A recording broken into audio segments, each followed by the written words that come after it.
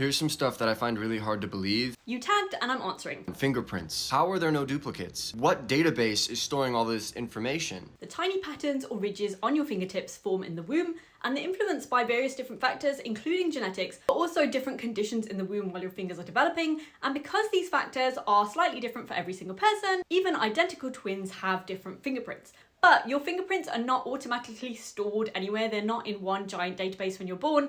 They're usually collected when there's a reason to, for example, if you commit a crime, during certain police procedures, immigration checks, or security checks. And in the US, you have the FBI's Next Generation Identification System, which is a large biometric database that contains many fingerprints and other ID information. And since the records are mostly digital, a large amount of them can be stored. Fossils. The further down you go, the older it gets. This is called the law of superposition.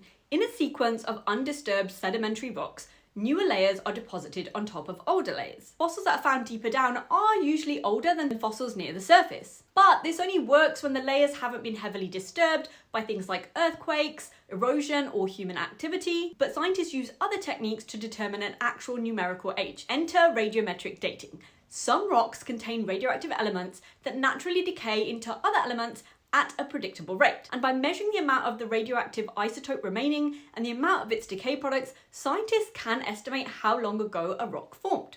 But fossils themselves are often not directly dated this way because they don't usually contain suitable radioactive materials. Instead, scientists date the volcanic ash layers above and below the fossil. And they also use other methods like carbon-14 dating, but this is mainly useful for relatively recent material. And by recent in this context, I mean around 50,000 years ago rather than a million years ago. But the really important thing to note here is that scientists don't normally rely on just one form of measurement. Instead, they compare different kinds of evidence, including the position of fossils in rock layers, changes in the Earth's magnetic field that has been recorded in the rocks, and fossils of species whose ages are already well established. It's a really fascinating area of research to get into, and it's also the only kind of dating I'm interested in. If there's ice involved, a whole fucking thing can be preserved for like ever.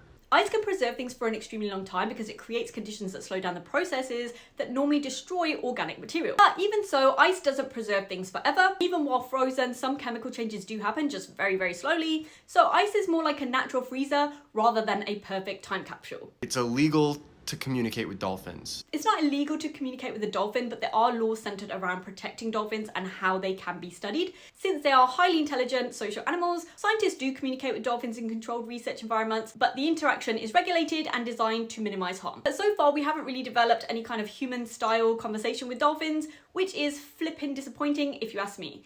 Keep asking questions and never stop learning.